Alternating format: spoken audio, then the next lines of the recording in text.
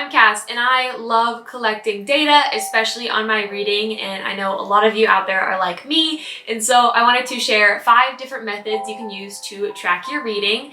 These range from digital as well as physical methods, so you can just use whatever system floats your boat. Starting with the one that is most popular in the bookish community, and that is Goodreads. Now, I've been using Goodreads since 2018, and I basically use the bare bones of it, I'm not gonna lie. So it gives you 3 different shelves: read, currently reading, and want to read. And you can also create customized shelves in case you wanna track your favorites or your least favorites, or kind of whatever kind of digital bookshelves that you would like. Now, my want to read shelf, I've really gotta actually update and keep up with because I keep getting amazing recommendations from friends or from y'all, and I need to start keeping track of them a little bit better than I do, other than just trying to commit them to memory and then immediately forgetting.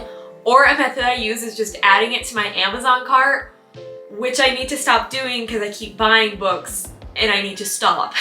As for the rating system, it gives you between 1 and 5 stars, each as a whole number, and then you can write a little review. I'm not sure if there's a max word count. I don't write super long reviews, so I've never actually tested that out. So my favorite part of Goodreads lately has been stalking people's reading, mostly either my sister or YouTubers I watch, but I'm trying to add more of y'all as friends, so I'll be sure that I leave my Goodreads link below. And if y'all want to leave your Goodreads link in the comments, I'll be sure to add you, and then we can be friends and we can stalk each other's reading because I find immense satisfaction in doing so.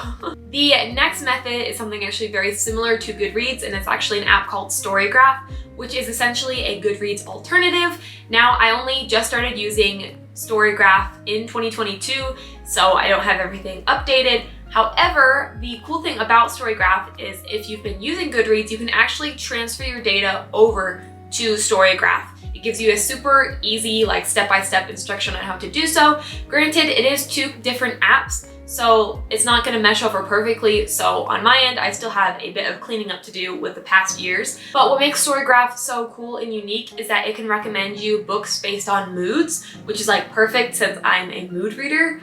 So that's right up my alley. And it gives you pie graphs. And if you give me statistics and pie charts, I'm sold. So you can see here on the screen, I've toggled my reading to 2022, and it shows the different moods I've read, the pace of each book, page number, if it was fiction or nonfiction. Clearly, I only read fiction. The different genres I've read, the format, which is incorrect because I've only read physical, but I'll fix that later. My most read author, which is Victoria Aveyard, because I've read 2 of her books out of the 7 books I've read so far.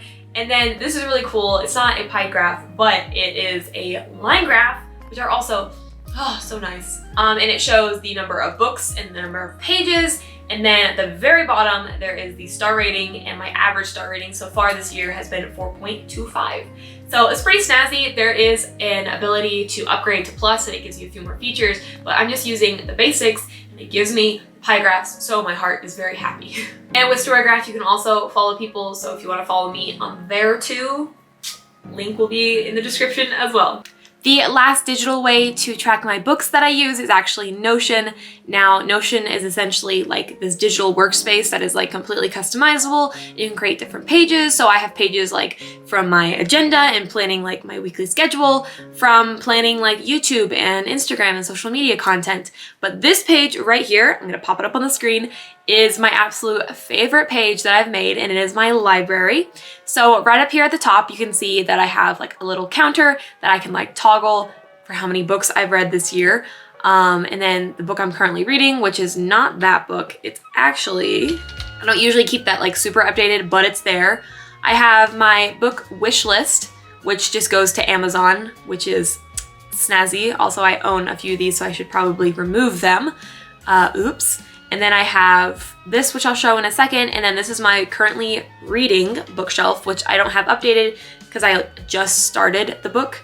But if I toggle to the books I read in 2021, you can see that I have all the books that I read in 2021. And then I'll show the one that for 2022.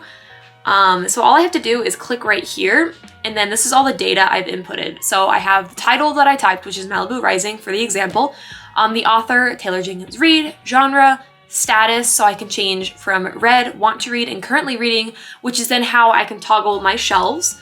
So that's pretty snazzy. The dates that I read said book, the rating I gave it, if I own the book or if I borrowed it from a friend or the library, the type of book, so physical, ebook, or audiobook, and then just a question of saying, is this a reread? And no, this was my first time reading it. And then I add the cover just by inserting a photo from Google. And then I just have my review that I typed down here that I just copy and paste onto Goodreads and Storygraph.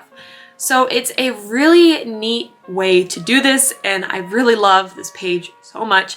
I also have like a link to my Goodreads as well as just a quote that I really love from my favorite book series. And then I'll just show off real quick my books owned.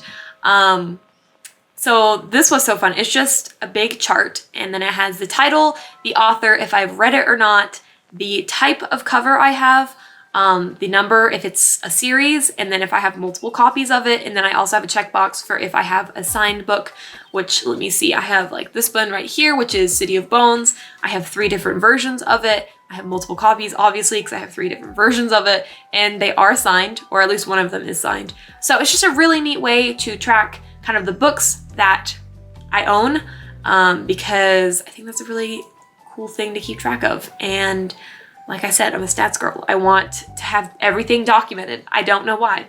It's just who I am. But yeah, that is my Notion. So I have 2 different physical methods. The first being my bullet journal, which is like super basic.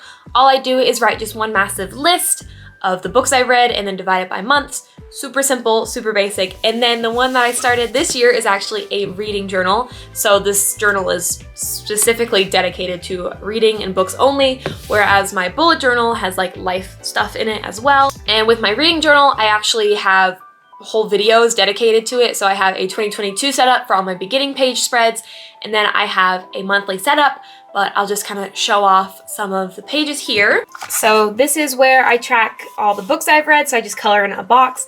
And I find this so much more satisfying to do, like to color in a box, versus just like clicking a button on a digital screen. So I really love this page. Books I plan to read in 2022, the stars mean they're new releases. The books that I've bought so far, which is a stupid amount, don't look at that. And then my daily reading tracker, so I just track and I fill in days that I actually read. And then this I'll be filling in at the end of the month. So I'll just print out a picture and leave the star rating below for each title I read. And I left a few blank pages. And then my January, I have just a list underneath the title of books I've read. And then right here is actually going to be a bar graph. And I'm gonna fill this in at the end of the month just because it's easier to keep up with that way. And then I don't know why I haven't filled this in. I kind of forgot about it. So I need to fill that in. And then stats I'll obviously fill in at the end. I have some of my favorite quotes I've came across so far, as well as just a fun quote page from the beginning. But I wanna go back to this page and I wanna show you how I actually keep track of the amount of pages I read. That I'll fill in at the end. So I'm just gonna move this aside real quick and pull my book that I'm reading. I say I'm reading it, I'm on like page 1. I haven't actually started reading it. But I have 2 different bookmarks in this book here. And then this is actually my bookmark that I created. And it just has a list of dates, and then I write the amount of pages I read that day, as well as the title. So I just have a big list of numbers on the back of a bookmark. And the way I track is this bookmark is what I use to keep my current place. And then this is the bookmark that I use to put where I started reading that day. And then I write down the number and then move the bookmark to the updated page. Those are all the different ways that I track my reading and my books. So I hope you found at least one of these methods helpful to you. And if you found this video helpful, please do consider giving it a like. And also, if you want to see more bookish and journaling content, please do consider subscribing. And that's all I have for now, and I'll hopefully see you in the next one. Toodles!